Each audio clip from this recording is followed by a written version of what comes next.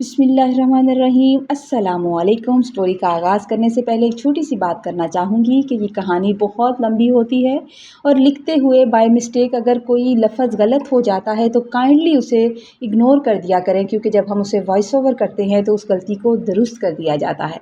कहानी का आगाज़ करते हैं कि क्या आप सब लोग अपनी होशो हवास खो चुके हैं? आप मुझसे ये तवक्को कैसे रख सकते हैं कि मैं अपने मरहूम बड़े भाई की बेवा से शादी कर लूं? नशिस्तगाह में फैली बोझल खामोशी को छेड़ती हुई मेरी ये आवाज़ पूरे हॉल में किसी धमाके की तरह गूंजी थी। ख़ानदानी वक़ार और पुरानी रवायतों की पासदारी का ढोंग रचाए हुए मेरा पूरा कुंबा मेरे सामने बैठकर मुझे ऐसे देख रहा था जैसे मैं कोई गुनाहगार हूँ, जैसे मैंने कोई बहुत बड़ी गलत बात कर दी हो। हॉल की बुलंद छत, पुराने अंदाज के भारी लकड़ी के फर्नीचर और शीशे की बड़ी मेज़ पर सजाए गए बर्तन इस वक्त मुझे किसी कैद खाने की तरसी हुई दीवारों की मानद लग रहे थे। मुझे कुछ समझ नहीं आ रहा था कि मैं लोगों के सवालों के आखिर क्या जवाब दूं। मैंने मेज़ पर रखे शीशे के गिलास को घूरते हुए अपने अंदर उबलते हुए शदीद गुस्से और तैश को ज़ब्त करने की आखिरी कोशिश ज़रूर की थी, लेकिन जब ख़ानदानी बुज़ुर्गों ने अपने फ़ैसले को आखिरी और हतमी हुक्म के तौर पर मेरे सामने रखा था तो मेरा पायमाल होता हुआ सब्र मुकम्मल तौर पर जवाब देने लगा था। मैं झटके से अपनी कुर्सी से उठ खड़ा हुआ था, क्योंकि अब मामला मेरी बर्दाश्त से बाहर हो गया था और वहाँ मौजूद हर शख्स की तरफ बारी बारी मैंने इशारा किया और इशारा करते हुए बोला कि सिर्फ़ इसलिए कि अब इस दुनिया में उसका कोई संभालने वाला नहीं है, उसके माँ बाप नहीं हैं, तो मैं अपनी पूरी ज़िंदगी को एक ऐसे रिश्ते की सूली पर चढ़ा दूँ जिसका मैंने कभी ख्वाब में भी तसव्वुर नहीं किया। क्या मेरी ज़िंदगी नहीं है? मेरे बड़े भाई की इज़्ज़त थी, वो मेरी भाभी है। अगर आप सबके दिल में उसके लिए इतनी ही हमदर्दी और पनाह देने का जज्बा मुहसन है तो उसे इस हवेली में इज़्ज़त के साथ रहने दें। फिर आप लोग ज़बरदस्ती उसे मेरे सर पर मुसल्लत करने की कोशिश क्यों कर रहे हैं? उसके खाने पीने का इंतज़ाम करें, उसके पहनने ओढ़ने का इंतज़ाम करें, हर छोटी बड़ी ज़रूरत का ख्याल रखें अगर आप लोगों को उसका इतना ही फ़िक्र है तो। मगर उसकी ज़िम्मेदारी का बोझ ज़बरदस्ती मेरे गले का तोक बनाने की क्या तुक बनती है? मैं अपनी आज़ाद ज़िंदगी और अपने फ़ैसलों को यूं ख़ानदानी रवायतों की बिसात पर कुर्बान नहीं कर सकता। आप मेरे बात को भी समझने की कोशिश करें, मेरी भी मजबूरी है। अगर आप लोगों को सिर्फ़ उसकी हिफाजत और मुस्तकबिल की फ़िक्र सताई जा रही है तो उसके लिए हज़ारों दीगर रास्ते मौजूद हैं। ज़रूरी नहीं है कि उसका निकाह मुझसे कर दिया जाए, मगर मुझ पर ज़बरदस्ती का बंधन थोप कर मेरी ज़िंदगी बर्बाद करने का हक़ आप में से किसी को नहीं है। अगर आप लोगों को लगता है कि आप लोग इस तरह सब इकट्ठे होकर मुझे मजबूर करने की कोशिश करेंगे और मैं आप लोगों की बात मान जाऊंगा, तो ऐसा कुछ भी नहीं होगा। कमरे में मौजूद हर छोटे बड़े के चेहरे पर एक गहरा और भयानक सन्नाटा छा गया था। मेरी बात सुनकर सब लोग एक लम्हे के लिए खामोश हो गए थे। चचा, ताया और ख़ानदान के दिगर मोतबरीन, जिनके चेहरों पर हमेशा अपनी बात मनवाने का गरूर और तसल्लत हमेशा कायम रहता था, इस वक्त मेरी गज़बनाक नज़रों का सामना करने से कतराते हुए नज़रें चुरा रहे थे। वो जानते थे कि वो गलत बात कर रहे थे। किसी के पास भी मेरे इस सीधे तलख और मंतकी सवाल का कोई भी जवाब मौजूद नहीं था। वो सब मुझे एक ऐसे सरकश इंसान की तरह देख रहे थे जो अपने ही बनाए हुए कवानीन को तोड़ने की जिसारत कर रहा था। मैंने एक नज़र अपनी माँ की तरफ डाली थी, जो अपने आंखों में आए हुए पानी को साफ कर रही थी। बार बार मैंने अपनी बंद मुट्ठियों को पूरी कुव्वत से मेज़ पर दे मारा और दोबारा जल्लाल में आकर कहा था कि मैंने कब कहा है कि उसे इस घर से धक्के देकर निकाल दें। आप रखें ना उसे इस घर में। मैंने सिर्फ इतना पूछा है कि उसका निकाह मेरे साथ ही होना क्यों लाजमी और फ़र्ज़ करार दे दिया गया है। आखिर ऐसी भी आप लोगों की क्या मजबूरी है? क्या इस वसीओ अरीज़ हवेली में एक बेसहारा और गमज़दा औरत के लिए एक कमरा मैसर नहीं है कि वो इज़्ज़त से यहाँ रह सके और हम उसका तमाम खर्च बाखुशी उठा सकते हैं? आप लोग अगर नहीं उठा सकते तो मैं उठा सकता हूँ। वो यहाँ पूरी हुर्मत, इज़्ज़त और वक़ार के साथ अपनी बाकी ज़िंदगी गुजार सकती है। फिर मेरी ही ज़िंदगी की कुर्बानी आखिर क्यों ज़रूरी है? सब लोग मेरी बात सुनकर खामोश थे। किसी की हिम्मत नहीं हो रही थी कि मेरी बात का जवाब दे सके। मैंने फिर से कहा कि आप लोगों के पास रिश्तों को निपटाने और ख़ानदानी मसाइल को हल करने के लिए इसके अलावा कोई दूसरा रास्ता नहीं होता? अगर कल को कोई और नया मसला खड़ा हो गया तो क्या फिर से किसी और की खुशियों और ज़िंदगी का सौदा करेंगे आप लोग? मेरी इतनी बात कहनी थी कि मेरी माँ ने एक झटके से सर उठाया था और मेरी तरफ देखा। मैंने कहा कि मुझे अपने फ़ैसलों पर किसी भी गैर की मुदाखलत बिल्कुल पसंद नहीं है और मैं इस बंधन को किसी सूरत कबूल नहीं करूँगा और मुझसे आप लोग किसी किस्म की भी कोई उम्मीद मत रखिएगा। मेरी इस सख्त तकरार, ललकार और शोले बरसाती बातों पर पूरे हॉल में एक ऐसी दम घुटने वाली घुटन फैल गई थी जिसने वहाँ मौजूद हर शख्स को लर्ज़ा कर रख दिया था। हर कोई मेरी इस बेबाकी और दो टोक अंदाज पर शशदर रह गया था। जब मेरी तकरार, चेहरे का जलाल और गुस्सा किसी सूरत भी कम नहीं हो रहा था तो पूरा हॉल रूम तकरार की ज़िद में आ गया तो मेरी वालदा, जो काफ़ी देर से कमरे के एक बोझल कोने में बैठी खामोशी से अपने आंसू साफ़ कर रही थी और एक नज़र बार बार मेरी तरफ डाल लेती थी और फिर आंखें नीचे कर लेती थी, निहायत आस्तगी से उठकर मेरे करीब आ गईं और मेरे पास बैठ गई। उनके नहीफ और बूढ़े चेहरे पर गम की लकीरें साफ छाई हुई थी और रोने से उनकी आंखें सूजी हुई और सुर्ख नज़र आ रही थी। आंखों में इल्तिजा, दर्द और बेबसी का एक ऐसा समंदर था जिसे देखकर पत्थर से पत्थर दिल इंसान भी मोम हो सकता था। एक लम्हे के लिए उनकी तरफ देखते हुए मैं झटके से खुद को शर्मिंदा महसूस करने लगा। उन्होंने इंतहाई कांपते हुए हाथों से मेरा मजबूत हाथ थामा तो उनके लफ्ज़ में एक अजीब सी लर्ज़श थी। वो ज़ारो कतार रोते हुए कहने लगी, शहरियार मेरे बच्चे, खुदा के लिए अपने अल्फाज पर गौर करो। अपने अल्फाज में इतनी तलखी, जहर और उखड़पन मत घोलो कि तुम्हारे बड़े तुमसे बात करने के लिए सोचें। इतने कड़वे और तीर की तरह चुभते हुए अल्फाज मत बोलो कि कल को रिश्ते संभालना और एक दूसरे का सामना करना मुश्किल हो जाए। वो लड़की गैर नहीं है जिसे तुम इस तरह धुतकार रहे हो, उसके बारे में इस तरह बातें कर रहे हो। वो तुम्हारे मरहूम भाई की बेवा है। तुम्हारे भाई ने आखिर क्या नहीं किया तुम्हारे लिए? उसने तुम्हारी खुशियों के लिए बहुत कुर्बानियाँ दे रखी हैं। मेरे जिगर के टुकड़े की वो आखिरी निशानी है। वो मेरे इस टूटे हुए दिल के बहुत करीब है। उसका इस पूरी दुनिया में अब कोई एक आसरा या सहारा नहीं बचा।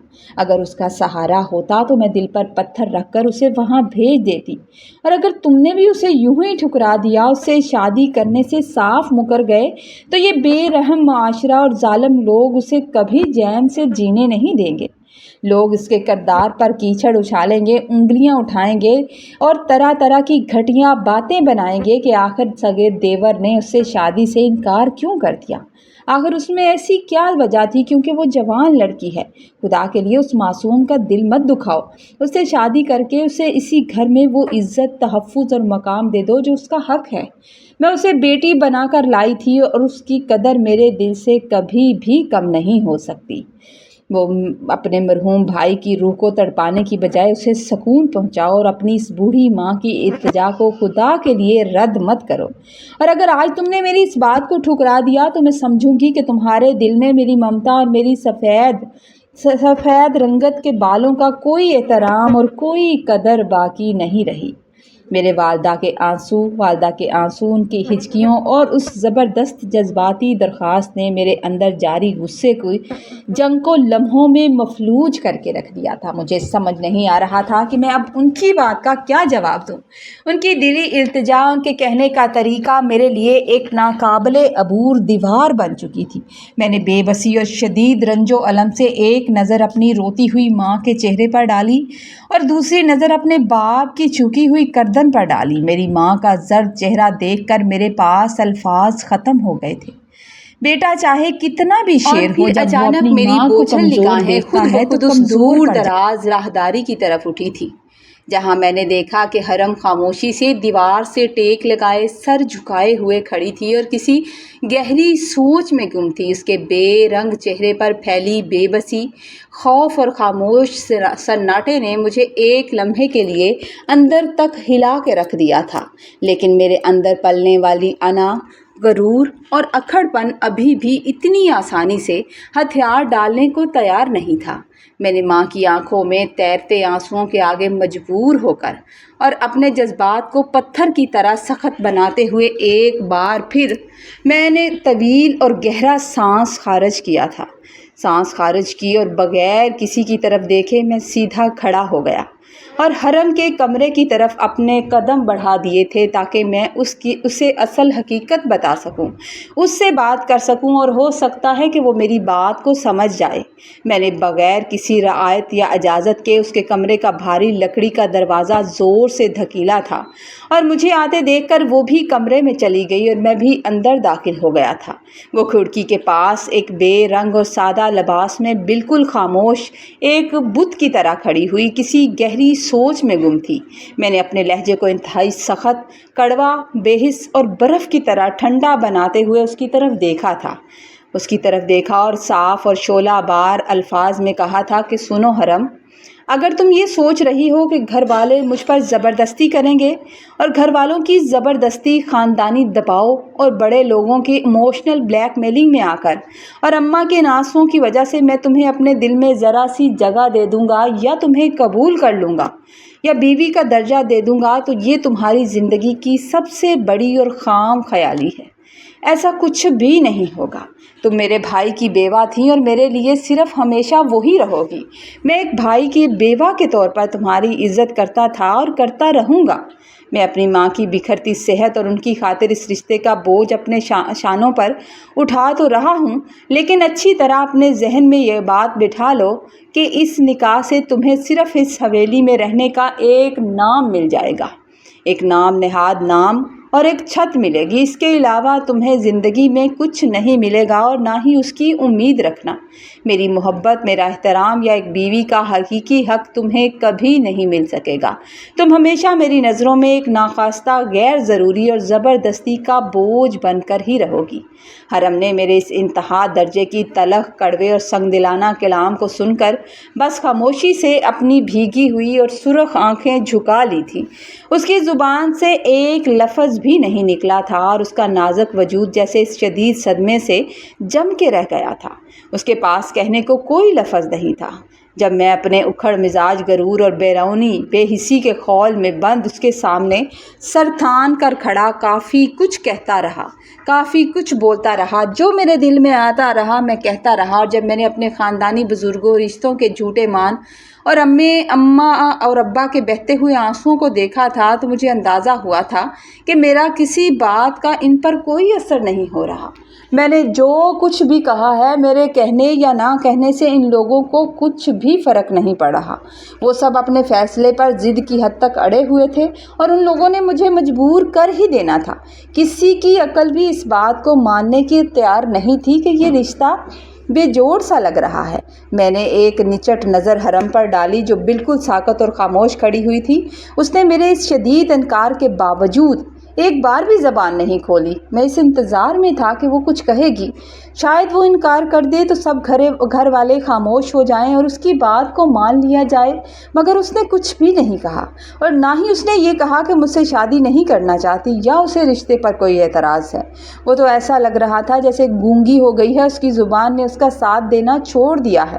اس کی اس دم گھٹنے والی خاموشی اور بے حسی نے میرے غصے کو اور بڑھا دیا، مگر آخرکار ماں باپ کے شدید دباؤ، التجا اور زبردستی کے آگے میں بالکل بے بس ہو کر رہ گیا۔ میرے ماں باپ تھے، آخر میں کب تک ان کا دل دکھاتا؟ میں چاہ کر بھی ان کی بات کو مکمل طور پر ٹال نہیں سکتا تھا، میں ضد سے ان کے سامنے اکڑ نہیں سکتا تھا۔ اپنی مرضی کے خلاف خاموشی اختیار کرنے پر میں مجبور ہو گیا۔ حقیقت تو یہ تھی کہ ہم صرف 2 ہی بھائی تھے، ہماری کوئی بہن نہیں تھی۔ میرے بڑے بھائی مجھ سے عمر میں کافی بڑے تھے، یعنی کہ ان کے پیدا ہونے کے کافی سال کے بعد میں پیدا ہوا تھا، اور بچپن ہی سے انہوں نے مجھے چھوٹے بھائی کی بجائے اپنے بچوں کی طرح بے لوث پیار دیا تھا، بہت زیادہ محبت دی تھی اور میری ہر ضد اور ہر خواہش کو ہمیشہ اہمیت دی تھی۔ ابا بھی میری ہر خواہش کو پورا کرتے تھے، لیکن بڑے بھائی تو میری ہر خواہش کو پورا کرنا اپنا فرض سمجھتے تھے۔ مجھے شروع ہی سے پڑھائی لکھائی کا شدید شوق تھا، میں آگے بڑھنا چاہتا تھا اور تعلیم کے میدان میں اپنا نام بنانا چاہتا تھا۔ جب میں نے اپنی ابتدائی تعلیم مکمل کر لی تو میں نے اپنے بڑے بھائی اور ابا سے اپنی خواہش کا اظہار کیا کہ میں مزید اعلیٰ تعلیم حاصل کرنے کے لیے بیرون ملک برطانیہ جانا چاہتا ہوں، کیونکہ میرا دوست وہاں پر زیر تعلیم تھا تو مجھے وہاں جانے کا بڑا شوق تھا۔ میرے بھائی نے میری اس خواہش کو سر آنکھوں پر رکھا تھا۔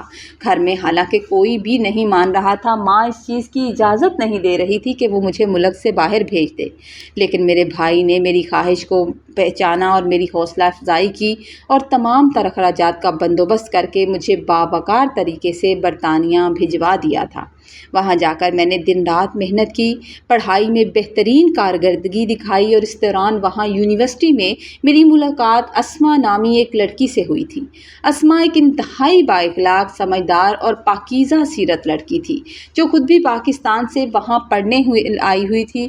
میں نے وہاں اسے کبھی کسی لڑکے سے دوستی کرتے ہوئے نہیں دیکھا تھا۔ وہ 4 بہنوں میں سب سے بڑی تھی اور اس کے والد فوج میں ایک معزز عہدے پر فائز تھے اور وہ وہاں پڑھتی بھی تھی اور چھوٹی موٹی جاب بھی کرتی تھی۔ ہماری دوستی آہستہ آہستہ گہرے احترام اور پسندیدگی میں بدل گئی اور ہم دونوں نے ایک دوسرے سے باقاعدہ شادی کرنے کا پکا وعدہ یعنی کہ پکا ارادہ کر لیا تھا، اور میں بھی اس کو سمجھنے لگا تھا اور وہ پاکستانی بھی تھی، تو اس لیے مجھے کوئی اعتراض نہیں تھا۔ مجھے یاد ہے کہ جب میں برطانیہ پڑھنے کے لیے گیا تھا تو اس کے بعد میں صرف ایک ہی بار پاکستان واپس آیا تھا، اور وہ بھی کافی عرصے کے بعد، اور وہ موقع میرے بڑے بھائی کی شادی کا تھا۔ جب بڑے بھائی کی شادی تھی اور میں بہت خوش تھا، میں اپنے بھائی کی شادی پر حد سے زیادہ خوش تھا۔ میں نے شادی کے تمام تر مراسم میں بڑھ چڑھ کے حصہ لیا تھا، یہاں تک کہ میں نے لڑکیوں کے ساتھ ڈانس بھی کیا تھا، دل کھول کر اپنی چاہتیں، اپنی خوشی کے تمام شوق پورے کیے تھے۔ اور جب میری واپسی کا وقت آیا تھا اور میں دوبارہ بیرون ملک جانے لگا تھا کیونکہ میری چھٹی ختم ہو گئی تھی، تو میں سب سے مل رہا تھا جب بھائی نے مجھے اپنے ساتھ محبت سے گلے لگایا، میرا ماتھا چوما اور مسکرا کر کہنے لگے، شہریار، اپنے کام سے جلدی فارغ ہو کر یار واپس آ جانا، اب تو واپس آ جا، ایسا نہ ہو کہ جب تو لوٹے تو تمہارا یہ بھائی ہی نہ رہے۔ میں حیران ہو کر بھائی کے چہرے کی طرف دیکھنے لگا۔ ایک لمحے کے لیے میں ان کی بات سن کر سہم گیا تھا۔ میں نے کہا، اللہ نہ کرے۔ میں نے فوراً انہیں ٹوکتے ہوئے کہا تھا، بھائی خدا کے لیے ایسی شومے قضا باتیں مت کریں، میں جاتے ہوئے ایسے الفاظ میرے دل میں مت ڈالیں، اور میں ان کو سمجھا کر دوبارہ گلے لگا کر پھر چلا گیا تھا۔ مگر کسے معلوم تھا کہ ان کا یہ جملہ ایک تلخ حقیقت بن جائے گا، ایک تلخ سچائی بن جائے گا۔ پورے 1 سال بعد جب مجھے اچانک گھر سے فون آیا کہ میرے بڑے بھائی کا ایک دردناک سڑک حادثے میں اچانک انتقال ہو گیا ہے اور ان کی جو نوجوان میری بھابھی بیوہ ہو گئی ہے، تو میرے پیروں تلے سے زمین نکل گئی۔ مجھے پردیس میں اکیلے بیٹھ کر بھائی کی وہ آخری بات یاد آئی جب انہوں نے جاتے ہوئے مجھے رخصت کیا تھا اور کہا تھا، اس وقت مجھے لگا تھا کہ میرے بھائی نے یہ بات کیوں کی، شاید وہ جانتے تھے۔ میں دھاڑے مار مار کر رو پڑا۔ اسما مجھے مسلسل تسلی دیتی رہی، میرا خیال رکھتی رہی اور مجھے سنبھالنے کی کوشش بھی کرتی رہی۔ مجھے فوری طور پر پاکستان کی ٹکٹ نہیں مل رہی تھی کیونکہ ان دنوں وہاں کے حالات کچھ خراب تھے اور نہ ہی پڑھائی سے اتنی جلدی چھٹی مل سکی۔ میں پردیس میں تنہا بیٹھا کڑھتا رہا اور بالآخر مجھے اپنے بھائی کا آخری دیدار بھی ویڈیو کال پر ہی کرنا نصیب ہوا۔ مجھے اپنے باپ کے ساتھ مل کر بھائی کے جنازے کو کندھا دینا بھی نصیب نہ ہوا۔ میرے اس بھائی نے جس نے مجھے کندھوں پر کھلایا تھا، میرے لاڈ دیکھے تھے، مجھے ہر چیز لے کر دی تھی، آج میں اسے اپنے ہاتھوں سے قبر میں نہ اتار سکا، جس کا ملال میرے دل میں سدا کے لیے نقش ہو کر رہ گیا تھا۔ بھائی کی وفات کے تقریباً 5 ماہ بعد جب تمام معاملے نپٹا کر میں پاکستان پہنچا تو میں سیدھا ایئرپورٹ سے اپنے بھائی کی قبر پر چلا گیا تھا۔ میں کافی دیر تک اس کی کچی مٹی کے پاس بیٹھ کر زاروں قطار روتا رہا، اس سے باتیں کرتا رہا اور گلے شکوے کرتا رہا کہ آپ نے میرا انتظار کیوں نہیں کیا، مجھے اکیلا چھوڑ کر اتنی جلدی کیوں چلے گئے۔ جب ابا کو معلوم ہوا کہ میں پاکستان پہنچ گیا ہوں اور سیدھا قبرستان بھائی کے پاس چلا گیا ہوں تو وہ بھی روتے ہوئے میرے پیچھے وہاں آ گئے تھے۔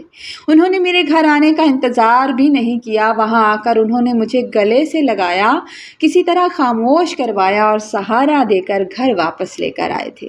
دل تھا کہ دکھ سے پھٹا جا رہا تھا۔ مجھے گھر آئے ہوئے ابھی بامشکل 2 یا 3 دن ہوئے تھے کہ پورے گھر نے مجھ پر زبردستی دباؤ ڈالنا شروع کر دیا کہ میں اپنے بھائی کی بیوہ حرم سے نکاح کر لوں۔ सब ही इसी बात पर राज़ी थे। मैं इस चीज़ के लिए बिल्कुल भी राज़ी नहीं था। मैंने बार बार इनकार किया कि मैं ऐसा नहीं कर सकता, मगर अब्बा ने मुझसे साफ कह दिया कि तुम्हारी भाभी की इद्दत पूरी हो चुकी है और उसके माँ बाप भी इस दुनिया में नहीं हैं। वो एक यतीम और बेसहारा बच्ची है। हम उसे इस तरह घर से बाहर नहीं निकाल सकते और अब उसकी इद्दत पूरी हो गई है तो उसे इस तरह घर में भी नहीं रख सकते। जब मैंने देख लिया कि चारों तरफ से घेरा तंग हो चुका है, सब लोग मुझे मजबूर कर रहे हैं और मेरी ज़रा सी ज़िद पर अब्बा मेरी और अपने भाई से मोहब्बत पर सवाल उठा रहे हैं कि मैं अपने मरहूम भाई से प्यार ही नहीं करता। जब मेरे भाई की और मेरी मोहब्बत पर सवालिया निशान उठाया गया तो मैंने बोझल दिल से खामोशी इख्तियार कर ली थी और वो फ़ैसला कर लिया था जो मैं नहीं करना चाह रहा था। मगर मेरे जहन और दिल में मुसलसल अस्मा का चेहरा घूम रहा था जिससे मैं वादे करके आया था। मैंने उसे ज़बान दी थी कि मैं उससे शादी करूँगा, उसका हाथ थामूँगा, उसे वहाँ उस मुल्क में सहारा दूँगा। मैं उसे धोखा कैसे दे सकता था?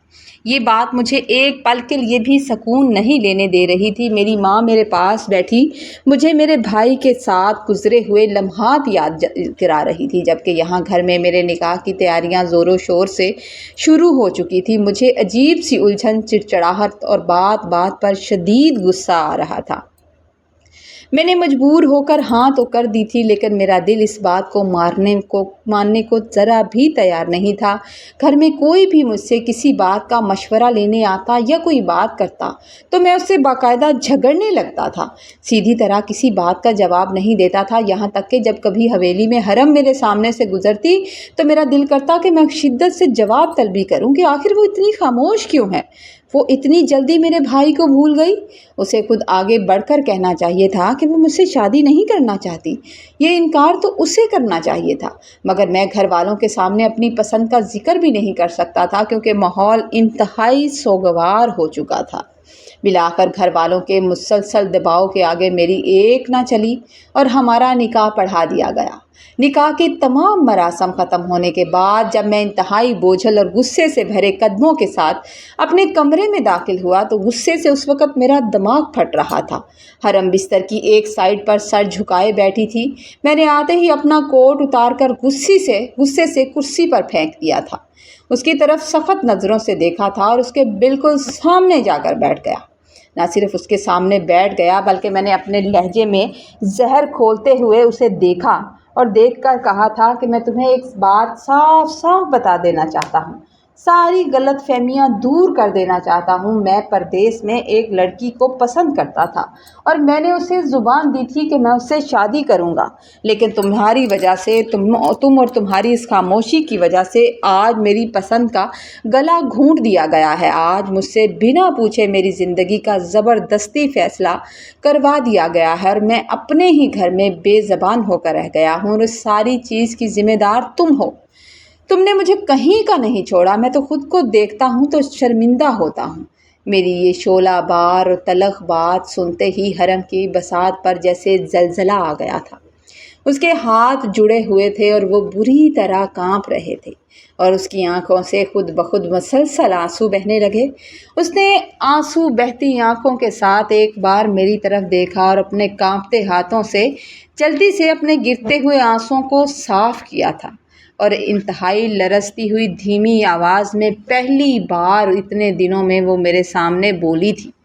उसने कहा था, शहरियार साहब, अगर ऐसा है तो आप बेशक वापस चले जाएं और उससे शादी कर लें। मुझे कोई एतराज़ नहीं है। मैं इस घर में किसी को नहीं बताऊंगी और ना ही कभी आपकी ज़िंदगी या आपके रास्ते में कोई रुकावट होगी मेरी वजह से। मेरे लिए बस आपका नाम, ये बंधन और ये छत काफ़ी है, क्योंकि मैं बेसहारा हूँ और इस घर को छोड़कर कहीं नहीं जा सकती। उसका ये जवाब सुनकर मेरा गुस्सा 7वें आसमान पर पहुँच गया। मैंने नफ़रत से उसकी तरफ देखा और कड़वे लहजे में कहा कि तुम कितनी बेहद हो, इतनी बेहद और इतनी खुदगर्ज औरत हो। अपने शौहर के जाते ही तुमने इतनी जल्दी मुझसे शादी भी कर ली। कोई साल गुजर जाते तो भी मैं कहता, और अभी तो मेरे भाई की कब्र की मट्टी सूखी भी नहीं और सिर्फ 5 महीने हुए हैं मेरे भाई को इस दुनिया से रुखसत होते हुए, और तुम्हें इस रिश्ते से साफ इनकार करना चाहिए था, मगर तुम खामोश रही। तुम्हारी खामोशी ने मुझे भी सजावार ठहरा दिया। मेरी इस संगदिलाना और बेरहमाना बातों को सुनकर हरम के ज़बत का बंधन टूट गया और वो बिस्तर पर मुंह ढांप कर बेतहाशा रोने लगी। मैंने उसके आंसुओं पर कोई रहम ना खाया और मुझे उल्टा और गुस्सा आया। मैंने तकिया उठाया और सीधा सोफे पर जाकर लेट गया था। फिर मैंने एक लम्हे के लिए सोचा भी था कि मुझे इस तरह भाई की बात नहीं करनी चाहिए थी, लेकिन फिर मैंने अपने कानों पर हाथ रख लिए ताकि उसके सिसकने और रोने की आवाज़ें मेरे कानों तक ना पहुँचें। निकाह का नाखास्ता बंधन बांधे जाने के बाद मेरी ज़िंदगी में एक अजीब सी तलखी, उजाड़पन और गहरा सन्नाटा तारी हो गया था। मैंने तय कर लिया था कि मैं हरम को अपनी ज़िंदगी में कभी वो मकाम, कभी वो अहमियत नहीं दूंगा जो एक बीवी की होती है। शादी को पूरा एक हफ्ता बीत चुका था, मगर उस एक हफ्ते के दौरान मैंने उसे ज़रा सी भी तवज्जो नहीं दी थी। मेरा दिल ही नहीं करता था उसे तवज्जो देने को। ऐसा नहीं था कि वो खूबसूरत लड़की नहीं थी, वो खूबसूरत थी, समझदार थी, सलीकामंद थी, लेकिन वो मेरे दिल में नहीं उतर रही थी। मैं सुबह सवेरे मुंह अंधेरे हवेली से निकल जाता था और रात के पिछले पहर जब तमाम घर वाले सो चुके होते थे तो मैं अपने उन गाँव के दोस्तों के साथ घूमता फिरता और जब सब सो जाते तब वापस आता था। तब दबाव और कुफ़्फ़त के आलम में घर लौटता। अगर कभी गलती से मेरा या उसका सामना हो भी जाता तो मैं अपनी नज़रें फेर लिया करता था। अपने चेहरे पर शदीद किस्म की बेजारी सजाकर वहाँ से हट जाया करता था। उससे बात करना तो दूर, में उसके वजूद की मौजूदगी को भी तस्लीम करने को तैयार ही नहीं था। मैं इस एक हफ्ते में दिन भर हवेली से बाहर वीरान रास्तों पर गाड़ी दौड़ाता रहता या दोस्तों के पास जाकर बैठ जाता था कि मुझे इस नई हकीकत का सामना बिल्कुल भी ना करना पड़े। जब रात को मैं थका हारा अपने कमरे में कदम रखता तो बिस्तर के एक कोने में सिमटी सोई पड़ी होती थी और मैं चुपचाप अपना तकिया उठाता था और सोफे पर जाकर ढह जाता था। अब तो शायद वो भी मेरे इस रवैये की आदी होती जा रही थी, क्योंकि उसकी नज़रों से सवालिया निशान अब गायब होता जा रहा था। मेरे इस बेहद और उखड़सद रवैये के बावजूद उसने कभी मुझसे शिकायत ही नहीं की थी। उसने कोई ऐसी बात मुझसे की ही नहीं थी। एक लकीर भी उसके माथे पर नहीं उभरी थी। उसकी यही खामोशी, उसका सब्र मुझे अंदर ही अंदर मज़ीद गुस्सा दिलाता था कि आखिर वो इतनी सब्र वाली क्यों है। एक दिन जब मैं दोपहर के वक्त कुछ ज़रूरी कागजात लेने के लिए हवेली आया तो अम्मा और अब्बा ने मुझे देखकर बैठने का इशारा किया। माँ ने गुस्से से कहा कि इधर बैठ जाओ। जब मैं बैठ गया तो अब्बा के चेहरे पर एक गहरी फ़िक्र और संजीदगी थी, जबकि अम्मा की आंखों में भी शदीद दुख के असरात साफ नुमायां थे।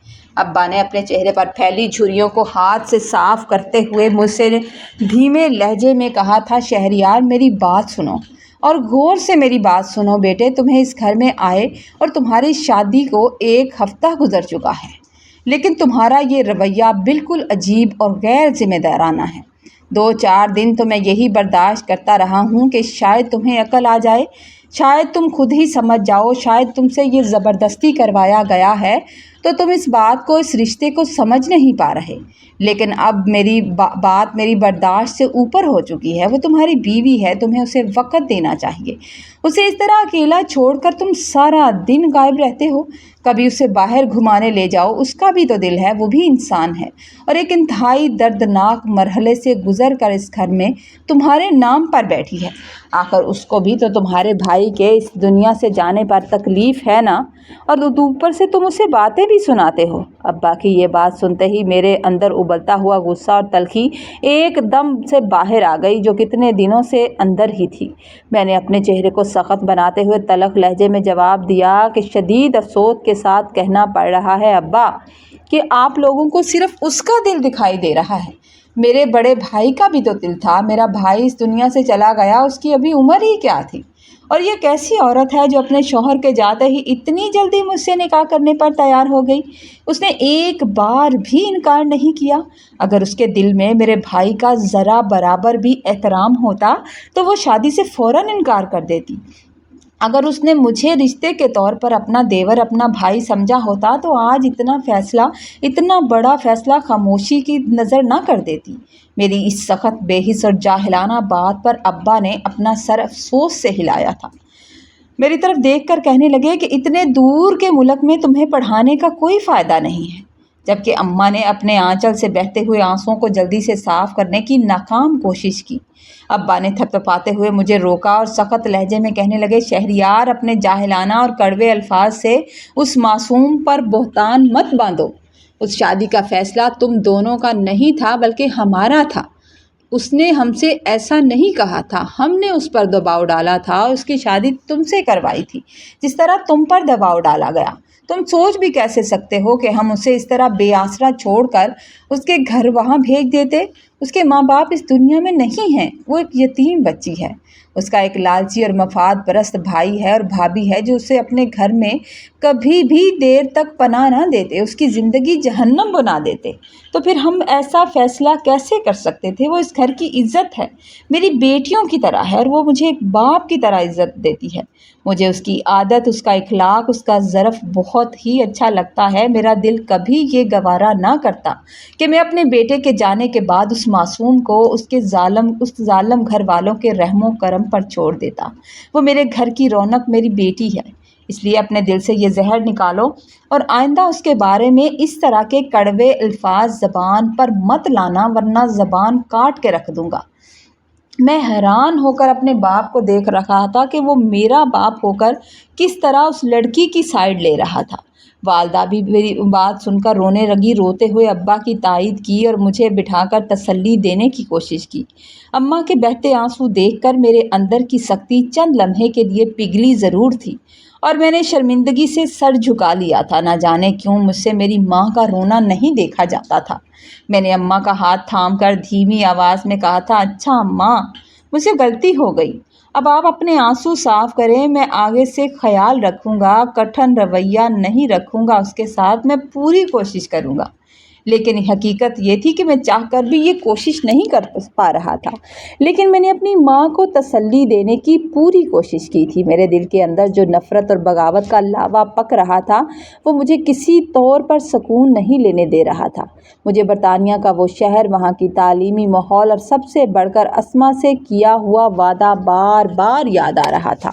मैं पाकिस्तान सिर्फ 15 दिन के लिए आया था ताकि अपने भाई की वफ़ात का सदमा समेट सकूं। अपने भाई का चेहरा तो नहीं देख पाया, उसकी कब्र पर जा सकूं, लेकिन यहाँ मुझे 1 महीना हो चुका था और मेरा दम घुट रहा था।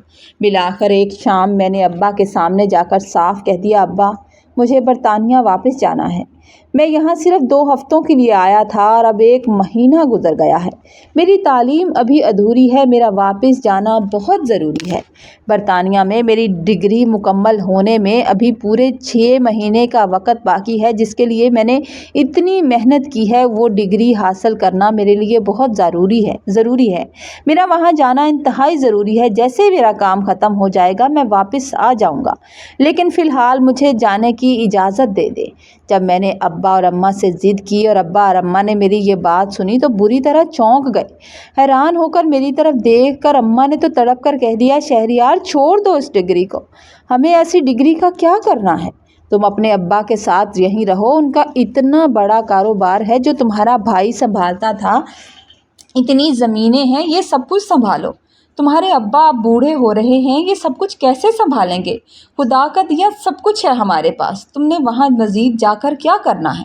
पढ़ना तुम्हारा शौक़ था, तुमने पढ़ लिया, अब उस डिग्री को छोड़ दो, हमें उस डिग्री की ज़रूरत नहीं है। हमें इस तरह अकेला छोड़कर तुम कहीं नहीं जाओगी। अम्मा की इस जज्बाती बात पर मैंने हठधर्मी से जवाब दिया, अम्मा, मैंने इतनी मेहनत की है, इतने साल रातें जाग जाग कर मैंने पढ़ाई की है, मेरे कुछ ख्वाब थे, वो तो आपने ज़बरदस्ती मेरी शादी करके ख़त्म कर दिए, लेकिन पढ़ाई का शौक़ तो ख़त्म ना करें। मैं इस तरह अपनी डिग्री कैसे अधूरी छोड़ दूँ? मैं वहाँ कोई हमेशा के लिए नहीं जा रहा, सिर्फ 6 महीने की बात है। मैंने उनकी एक ना सुनी और खुद ही अपनी वापसी की तैयारी शुरू कर दी। मेरे जाने की ज़िद देखकर अम्मा अब्बा इंतहाई दुखी और गमज़दा हो गए थे। वो जान गए थे कि मैंने अब जो इरादा कर लिया है मैं उससे वापस नहीं हटूँगा। रुखसत होते वक्त अब्बा ने बोझल आवाज़ में कहा था, बेटे, पहले तो तुम्हारी पुश्त पर तुम्हारा बड़ा भाई होता था, जो हमारा ख्याल भी रखता था और पीछे से सब संभाल लिया करता था, मगर अब हम बिल्कुल अकेले हो गए हैं। हमें इस तरह सुनसान हवेली में छोड़ कर मत जाओ। मैंने अब्बा के हाथ पकड़ लिए, उनके हाथ चूमे और कहा, अब्बा मैं सिर्फ 6 महीने के लिए जा रहा हूँ, बहुत जल्द लौट आऊँगा। इस तरह माँ बाप को छोड़कर जाना अच्छा तो नहीं लग रहा था, मगर क्या करता। यूँ मैं हरम को भी इस तरह तन्हा, बेसहारा और अपने तलख अल्फाज के साथ छोड़कर बरतानिया के लिए रवाना हो गया था। बरतानिया वापस आया तो वापस पहुंचकर भी मेरे अंदर का तलातम और बेचैनी ख़त्म होने की बजाय मज़ीद बढ़ गई थी। यहाँ का नंबर जो मैंने वहाँ पर बंद कर रखा था, अस्मा ने वहाँ मुझसे रब्ता करने की कोशिश ज़रूर की थी, लेकिन मेरे सारे नंबर बंद थे। यहाँ पहुँचते ही मुझे कुछ दिन गुजर चुके थे, लेकिन मेरा दिल किसी काम में नहीं लग रहा था। बरतानिया में क़याम के दौरान अस्मा अब मुझे मुसलसल फ़ोन करने और रब्ता करने की कोशिश कर रही थी। बार बार उसकी कॉल आती थी, बार बार उसके मैसेज आते थे, और उन पैगामात और कॉल्स को मेरे फ़ोन के स्क्रीन पर चमकते देखता मैं तो मेरी रूह कांप जाती थी। मैं अपनी ही नज़रों में खुद शर्मिंदा था कि मैं आखिर उसे क्या बताऊंगा। मैं उसे क्या बताऊंगा कि मैं पाकिस्तान गया तो मेरे साथ क्या हुआ। मैं उसके सामने जाने, उससे बात करने से शदीद शर्मिंदगी महसूस कर रहा था। मैं खुद से सवाल करता था कि मैं इस बाइखलाक और पाकीज़ा लड़की को आखिर क्या बताऊं। मैंने उसका सामना कैसे करूं? क्या मैं ये उससे जाकर ये सच्ची और कड़वी बात कह दूं कि जिस पाकिस्तान में मैं सिर्फ 15 दिन के लिए गया था अपने भाई की कब्र पर जाने के लिए, वहां मैं खामोशी से अपने भाई की बेवा से निकाह करके वापस आ गया हूं? मेरी बात सुनकर उसका रद्द अमल क्या होगा, ये ख्याल मुझे अंदर से तोड़ कर रख देता था। मैं अपनी ही नज़रों में एक मुजरम बनता जा रहा था, जो ना तो अपने घर वालों को सच बता सकता था और ना ही उस लड़की को जिससे उसने बेपनाह मोहब्बत भी की थी और शादी का वादा भी किया था। मैं अपनी ज़ुबान पर पक्का नहीं रहा था, और जब मेरी बेचैनी हद से बढ़ने लगी थी और मैं अकेलेपन और तन्हाई का मज़ीद शिकार होने लगा, अब इस तन्हाई में मेरा दम घुटने लगा, तो मैंने अपने एक इंतहाई करीबी और पुराने दोस्त, पाकिस्तानी दोस्त के पास जाने का फ़ैसला किया, जो बरतानिया में मेरे साथ पढ़ता था। मैं उसके पास गया। उसके कमरे में बैठकर मैंने अपना सर दोनों हाथों में उसके सामने रख लिया था। वो देख रहा था काफ़ी दिन से कि मैं परेशान हूँ, और फिर मैंने शुरुआत से लेकर अब तक की तमाम सूरत हाल उसके आगे बयान कर दी। अपने भाई के इंतकाल, घर वालों का ज़बरदस्ती दबाव, हरम के साथ हुआ निकाह और अस्मा के साथ किए गए वादे के बारे में सब कुछ उसे सच सच बता दिया था, क्योंकि इसके अलावा मेरे पास कोई चारा नहीं था। मेरी पूरी कहानी सुनने के बाद मेरे दोस्त ने एक तवील सांस ली, एक लंबी सांस ली और इंतहाई संजीदगी से मेरी तरफ देखते हुए कहने लगा, शहरियार, तुमने बहुत बड़ी गलती की है। तुमने बहुत बड़ी गलती कर दी। तुमने अपने जज्बाती फ़ैसलों और डर की वजह से अब हालात को मज़ीद उलझा दिया गया है। जब तुम्हारे साथ ऐसा मसला बन चुका था तो तुम्हें आसिमा को ख़बरदार कर देना चाहिए था, मगर अब हकीकत यह है कि तुम शादीशुदा हो।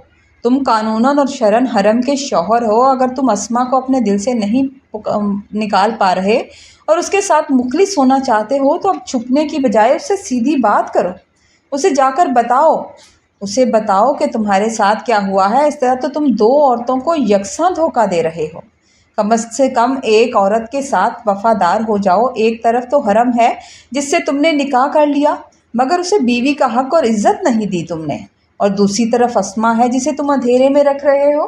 क्यों फजूल में गुनाहगार हो रहे हो? बेहतर यही है कि एक साइड पर हो जाओ। मेरे दोस्त ने मज़ीद मुझे आड़े हाथों लिया और काफ़ी देर तक बातें सुनाता रहा। कहने लगा कि 2 औरतों की ज़िंदगी के साथ खेलना, उन्हें धोखे में रखना एक इंतहाई नीच हरकत है। मैंने उससे कहा कि मैंने हरम को बता दिया था कि मैं आसमा को पसंद करता हूँ। तो कहने लगा कि फिर तुमने उससे निकाह क्यों किया? निकाह के बाद ये बताना तुम्हारा बनता ही नहीं था। तुम्हें या तो इस वक्त हवेली में अपने घर वालों के सामने डट जाना चाहिए था कि तुम वो निकाह नहीं करना चाहते। तुम्हें उन्हें बताना चाहिए था कि तुम किसी औरत को ज़बान दे चुके हो और हरम से निकाह को साफ इनकार कर देते। और अगर तुमने अब निकाह कर लिया है, अपने माँ बाप की बात मान ली है, उनका मान रख लिया है, तो अब इस रिश्ते को दिल से कबूल करो और आसमा को बता दो कि तुमने शादी कर ली है। अपने भाई की बेवा को अपनी बीवी का दर्जा दो, उसके साथ इंसाफ करो। वो तो पहले ही दुखी है, मगर तुम दोनों तरफ से फ़रार चाहते हो। اب اس مسئلے کا ایک ہی حل ہے کہ تم آسماں کا سامنا کرو، اس کے سامنے بیٹھو، اسے تمام سچائی بیان کرو تاکہ وہ کسی بھی خوش فہمی میں نہ رہے اور اپنی زندگی کا نیا فیصلہ کر سکے، تمہارے انتظار میں نہ بیٹھی رہے۔ دوست کی یہ منطقی اور تلخ باتیں سن کر میرے پاس دفاع کے لیے ایک لفظ بھی نہیں تھا۔ میں خاموشی سے بیٹھا اس کا چہرہ دیکھ رہا تھا۔ مجھے اندازہ ہوا تھا کہ میں اب مزید ان باتوں سے بھاگ نہیں سکتا تھا، مجھے اس سچائی کا سامنا کرنا ہی پڑے گا۔ بالآخر میں نے ہمت جمع کی اور اسما کو ایک سکون دہ جگہ پر ملنے کے لیے بلایا تھا۔ اسے بتایا کہ میں واپس آ گیا ہوں، اور جب اسما مسکراتے ہوئے اور محبت بھری نظروں سے میرے سامنے آ کر بیٹھی اور مجھے کہنے لگی کہ کتنے دنوں سے میں نے اس سے رابطہ کیوں نہیں کیا، تو اس کا وہ پاکیزہ چہرہ دیکھ کر میری زبان جیسے تالو سے چپک گئی تھی۔ مجھے سمجھ نہیں آ رہا تھا کہ میں اسے کیسے بتاؤں۔ میں چند لمحے خاموش رہا، پھر اب میرا جسم پسینے سے شرابور ہو رہا تھا۔ بالآخر میں نے نظریں جھکا کر انتہائی لرزتی ہوئی آواز میں اسے سب کچھ بتانا شروع کر دیا۔ بتاتے ہوئے میں نے آنکھیں بند کر لی تھی کیونکہ میں اس کی نظروں کا سامنا نہیں کرنا چاہتا تھا۔ میں نے اسے بتایا کہ کس طرح میں پاکستان پہنچا، کیسے بھائی کی وفات کے بعد گھر والوں نے مجھ پہ زبردستی دباؤ ڈالا، کیسے اماں کے آنسو اور ابا کی ضد کے آگے میں مجبور ہو گیا اور مجھے اپنے بھائی کی بیوہ حرم سے نکاح کرنا پڑ گیا تھا۔ میری بات جیسے جیسے آگے بڑھ رہی تھی، میں نے دیکھا کہ آسماں کے چہرے کا رنگ پیلا پڑتا جا رہا تھا اور اس کی آنکھوں میں شدید صدمے اور بے یقینی کی لہریں دوڑ رہی تھی۔ اسے یقین ہی نہیں آ رہا تھا کہ میں کچھ ایسا اس کے ساتھ کر سکتا ہوں۔ جب میں نے اپنی بات مکمل کی تو کچھ دیر کے لیے ہمارے درمیان ایک بھیانک خاموشی، سناٹا چھا گیا تھا۔ وہ کافی دیر خاموش بیٹھی رہی۔ اس نے حیرت اور شدید دکھ میں پھر مجھے دیکھا۔ اس کی آنکھوں سے آنسوؤں کا ایک سیلاب بہہ نکلا تھا۔ وہ اپنی جگہ سے اٹھ کھڑی ہوئی تھی۔ وہ بات کرنا چاہ رہی تھی مگر اس کا لہجہ کانپ رہا تھا۔ کانپتی ہوئی آواز میں کہنے لگی، شہریار، تم اتنے بزدل اور دھوکے باز نکلو گے، میں نے کبھی خواب میں نہیں سوچا تھا۔ تم نے تو میری محبت کا سودا کر دیا۔ میں تو سمجھتی تھی تم مرد کے بچے ہو اور اپنی بات پر پورے اترو گے۔ تم نے مجھے اتنی دن اندھیرے میں رکھا، اتنے سال اندھیرے میں رکھا اور مجھ سے اتنے بڑے بڑے وعدے کیے۔ تم نے مجھے دھوکہ دیا ہے شہریار۔ اللہ تمہیں اس دھوکے کا حساب تم سے ضرور لے گا اور وہ تمہیں کبھی معاف نہیں کرے گا۔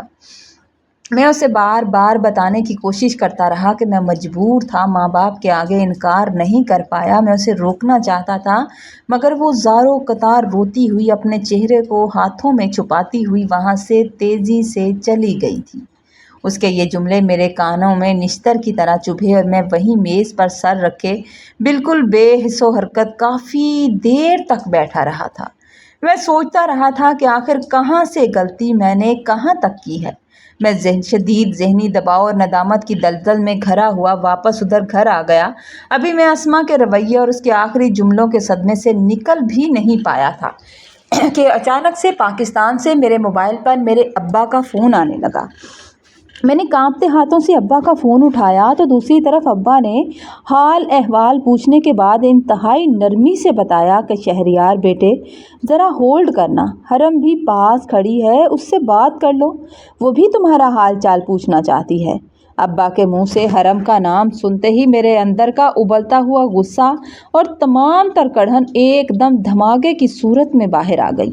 مجھے فوراً سے احساس ہونے لگا کہ صرف اسی عورت کی وجہ سے آج میں اسی ذہنی ٹینشن کا شکار ہوں۔ نہ جانے کیوں مجھے اس وقت حرم پر انتہا درجے کا غصہ آنے لگا۔ مجھے لگا کہ اس عورت کی خاموشی، اس کی اس حویلی میں موجودگی اور اس کی وجہ سے میری زندگی اس قدر تباہ و برباد ہو گئی ہے کہ آج مجھے آسما میرے منہ پر دھوکے باز کہہ کر چلی گئی ہے، جھوٹا مرد کہہ کر چلی گئی ہے، اور میں نے باپ کی بات پوری ہونے کا بھی انتظار نہیں کیا تھا اور شدید طیش میں آ کر فون کاٹ دیا تھا کیونکہ اگر میں اس سے بات کرتا تو مجھ سے بدتمیزی ہو جانی تھی۔ میں نے موبائل کو اٹھا کر سامنے دیوار پر دے مارا تھا۔ میں نے سوچا کہ اس عورت نے میری ہنستی کھیلتی زندگی کو جہنم بنا دیا ہے، میں اسے کبھی معاف نہیں کروں گا۔ برطانیہ میں دن گزر رہے تھے لیکن میرے اندر کی بے چینی اور غصہ تھا کہ ختم ہونے کا نام نہیں لے رہا تھا۔ کبھی میں کہیں ریلیکس ہونے کے لیے کسی کھلی جگہ میں چلا بھی جاتا تھا تو سوچیں تھیں کہ میرے ذہن سے نکلتی رہی نہیں تھی۔ ایک دن جیسے ہی میں یونیورسٹی سے واپس آیا، اچانک مجھے پاکستان سے ابا کی ایمرجنسی کال آئی تھی۔ ان کی آواز میں شدید گھبراہٹ اور لرزش تھی۔ انہوں نے بتایا تھا کہ اماں کی طبیعت اچانک انتہائی خراب ہو گئی ہے۔ ابا کی طبیعت اماں کی بہت خراب ہے اور انہیں تشویشناک حالت میں ہاسپٹل لے جایا گیا ہے۔ کچھ ہی دیر بعد انہوں نے ویڈیو کال کی تھی اور ویڈیو کال پر انہوں نے میری ماں کا چہرہ مجھے دکھایا تو میں کانپ کر رہ گیا، جس میں نے اپنی ماں کو ہسپتال کے بستر پر بے سدھ لیٹے ہوئے دیکھا تھا۔ ان کی حالت دیکھ کر میرا دل دہل گیا تھا۔ ڈاکٹروں نے انہیں وینٹیلیٹر پر منتقل کر دیا تھا کیونکہ ان کی زندگی اور موت کی جنگ جاری تھی۔ ان کی سانس میں ان کو تکلیف ہو رہی تھی اور میری ماں کی یہ سنگین حالت دیکھ کر مجھ سے برطانیہ میں ایک پل بھی ٹھہرا نہیں گیا، کیونکہ مجھے صاف بتا دیا گیا تھا کہ اماں کومے میں چلی گئی ہیں۔ میں نے ڈگری پڑھائی اور تمام کاموں کو وہیں ادھورا چھوڑا۔ جلدی میں نے ٹکٹ کٹوائی اور اللہ کی طرف سے یہ ہوا کہ مجھے ٹکٹ مل بھی گئی اور میں فوری طور پر پاکستان کے لیے روانہ ہو گیا تھا۔ ہسپتال پہنچ کر جب میں جلدی میں ICU کی طرف بڑھا تو سامنے کا منظر دیکھ کر میرے قدم جم کے رہ گئے تھے۔ میرے قدم نہ صرف جم گئے، ایک طرف ابا انتہائی پریشان، بکھرے ہوئے اور نڈھال سے کھڑے تھے اور ان کی نظر سامنے ہی دروازے پر تھی جہاں سے میں آنے والا تھا، جبکہ دوسری طرف حرم بڑی شفقت اور ہمدردی سے ابا کو سنبھال رہی تھی، انہیں تسلی دے رہی تھی، حوصلہ دے رہی تھی۔ اور جیسے ہی ابا کی نظر مجھ پر پڑی تو وہ جلدی سے اٹھ کر چلنے لگے اور تڑپ کر میرے گلے لگ گئے تھے اور زاروں قطار روتے رہے تھے۔ مجھے انہیں دیکھ کر بڑا دکھ ہوا کہ 2 بیٹوں کا باپ آج اتنا اکیلا ہو گیا تھا۔ ایک بیٹا تو دنیا سے چلا گیا اور دوسرا چھوڑ کر چلا گیا تو وہ باپ کتنا دکھ محسوس کرتا ہوگا۔ ایک باپ کو یوں ٹوٹ کر روتے دیکھ کر میں اندر سے ہل گیا تھا۔ آج مجھے اندازہ ہوا تھا کہ میرا باپ کتنا کمزور ہو گیا ہے۔ ابا نے سسکتے ہوئے کہا، شہریار تم نے یہ کیا کیا؟ تمہاری ماں بھی اپنے بڑے بیٹے کے جانے کے صدمے سے نہیں نکلی تھی کہ تم اسے دوسرے صدمے میں ڈال کر چلے گئے۔ تمہیں اپنی ماں کو سنبھالنا چاہیے تھا، اس نے اپنا بیٹا کھویا تھا۔ میں نے اپنے ابا کے ہاتھ چومے اور روتے ہوئے ان سے اپنے کیے کی معافی مانگی کہ میں نے بہت بڑی غلطی کر دی۔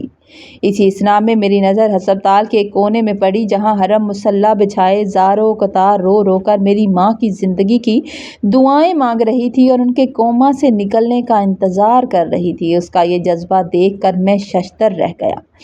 میں حیران رہ گیا کہ میری ماں سچ کہتی تھی۔ کیوں نہ میری ماں کا حوصلہ نہیں پڑتا تھا کہ وہ اس لڑکی کو گھر سے جانے کی اجازت دے دے۔ یہی وجہ تھی۔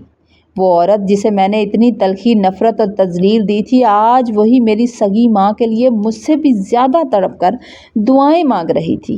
اللہ نے اس کے رو کر مانگے گئے صبر اور دعاؤں میں اتنا اثر رکھا کہ کچھ ہی دنوں میں میری ماں کو ہوش آ گیا۔ نہ صرف ہوش آ گیا بلکہ پہلے سے بہتر ہو گئی۔ اماں کو ہوش میں آتے دیکھ کر حرم کے چہرے پر جو خوشی، جو سکون پھیلا تھا، اسے دیکھ کر میں حیران رہ گیا تھا۔ اس کی آنکھوں میں بار بار خوشی کے بھی آنسو آ رہے تھے۔ اماں کی صحت میں اب تیزی سے بہتری آئی تھی کیونکہ انہوں نے مجھے دیکھ لیا تھا اور چند دنوں کے بعد ہم انہیں گھر بھی لے آئے تھے۔ اللہ کی طرف سے معجزہ ہو گیا کہ اللہ نے میری ماں کو دوبارہ سے زندگی دے دی۔ گھر آنے کے بعد میں نے غور کرنا شروع کیا کہ حرم کس طرح اماں کا خیال رکھتی تھی۔ وہ صبح سے رات تک ایک پل آرام کیے بغیر اماں کی خدمت میں لگی رہتی، انہیں اپنے ہاتھوں سے نہلاتی، ان کے بالوں میں تیل لگاتی، ان کی وقت پر دوائیاں دیتی اور ہر ضرورت کا خیال رکھتی تھی۔ یہاں تک کہ جب اماں کی بیماری کی وجہ سے ان کے کپڑے خراب ہو جاتے تھے تو وہ بغیر کسی ناگواری یا ماتھے پر بل لائے مسکراتے ہوئے چہرے کے ساتھ اپنے ہاتھوں سے میری ماں کو صاف کرتی تھی اور بالکل صاف ستھرے کپڑے پہناتی، گھر کا تمام کام بھی سلیقے سے کرواتی تھی۔ بے شک کام کرنے والیاں بہت تھی ہمارے گھر میں، لیکن ہر کام وہ اپنی نگرانی میں کراتی تھی۔ اپنے سسر کی بے حد عزت کرتی اور میرا ہر سامان، میرے کپڑے، ضرورت کی ہر چیز مجھے ترتیب سے رکھی ہوئی ملتی تھی۔ حرم کی یہ بے لوث خدمت، اخلاق اور بے مثال صبر دیکھ کر میرے دل کی برف جو تھی وہ پگھلنے لگی تھی اور مجھے آہستہ آہستہ احساس ہونے لگا تھا کہ وہ اتنی بھی بری لڑکی نہیں ہے۔ میں نے آہستہ آہستہ اس سے بات کرنا شروع کر دیا۔ ایک دن جب میں اماں کے پاس بیٹھا ان کا ہاتھ دبا رہا تھا، ان سے باتیں کر رہا تھا تو اماں نے میرا ہاتھ پکڑ لیا۔ ان کی آنکھوں سے آنسو جاری ہو گئے۔ اماں نے ہاتھ جوڑتے ہوئے کہا، شہریار میرے بچے، مجھے معاف کر دے۔ میرے دل پر ایک بوجھ ہے کہ میں نے تم پر زبردستی کر دی، لیکن میرا یقین مانو حوصلہ نہیں پڑتا تھا۔ میرا دل نہیں کرتا تھا کہ میں حرم کو اس گھر سے جانے دیتی۔ مجھے ایسا لگتا تھا کہ جیسے وہ میرے بڑے بیٹے کی نشانی ہے، وہ میری بیٹیوں سے بڑھ کر ہے۔ اس نے مجھے کبھی بہو بن کر نہیں دکھایا، لیکن مجھے ماں کی طرح عزت دی۔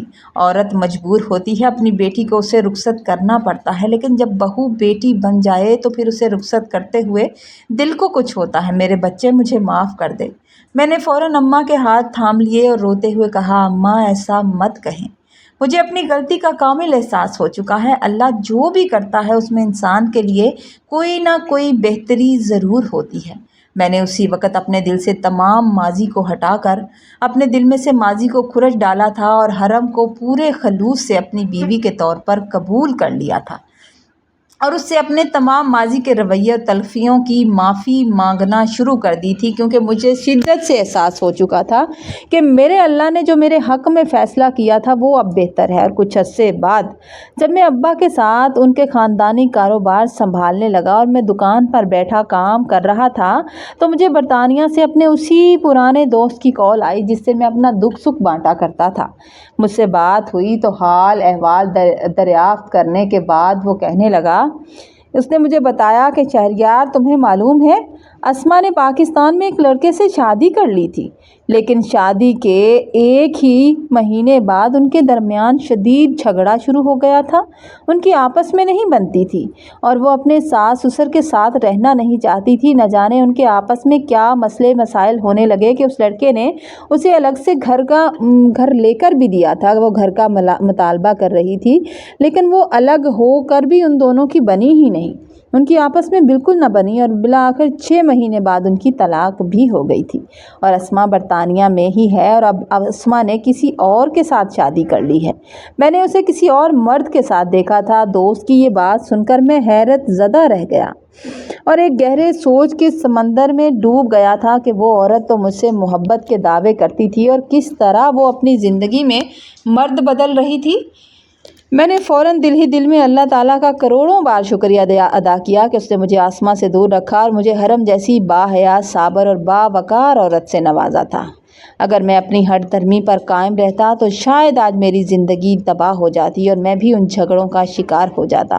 آج میری شادی کو کئی سال بیت چکے ہیں اور میری بیوی نے اس گھر کو واقعی ایک جنت بنا کر رکھ دیا ہے۔ میں اپنے گھر میں بہت خوش ہوں۔ اب 2 پیارے پیارے بچوں کا باپ بھی ہوں اور میرے ماں باپ بھی حیات ہیں، میرے سر پر سلامت ہیں، اور اب بھی میری بیوی میرے ماں باپ کا اسی طرح خیال رکھتی ہے۔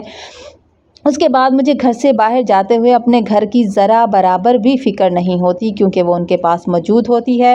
میں نے ابا کا کاروبار پوری ایمانداری سے سنبھال رکھا ہے، جس کی وجہ سے ہماری روزی میں بھی بے حد برکت ہے اور گھر میں بھی بہت بے پناہ برکت اور گھر میں ایک سچا سکون ہے۔ مجھے اس بات کا پورا یقین ہو چکا ہے کہ اللہ تعالیٰ اپنے بندے کے لیے جو بھی فیصلہ کرتا ہے، خود جو بھی فیصلہ کرتا ہے وہ ہمیشہ بہترین ہوتا ہے، اور صبر کرنے والی عورت کے ذریعے پورے گھر کی تقدیر کو بدل دیا جاتا ہے، اور انسان کو اپنی ناشکری پر شرمندہ ہو کر صرف اور صرف اللہ تعالیٰ کا شکر گزار ہونا چاہیے۔ کہانی اگر آپ کو اچھی لگے تو آپ نے لائک کرنا ہے، کامنٹ میں ضرور بتانا ہے، اور چینل پر نئے ہیں تو سبسکرائب کرنا مت بھولیے۔ اللہ حافظ، دعاؤں میں یاد رکھیے گا۔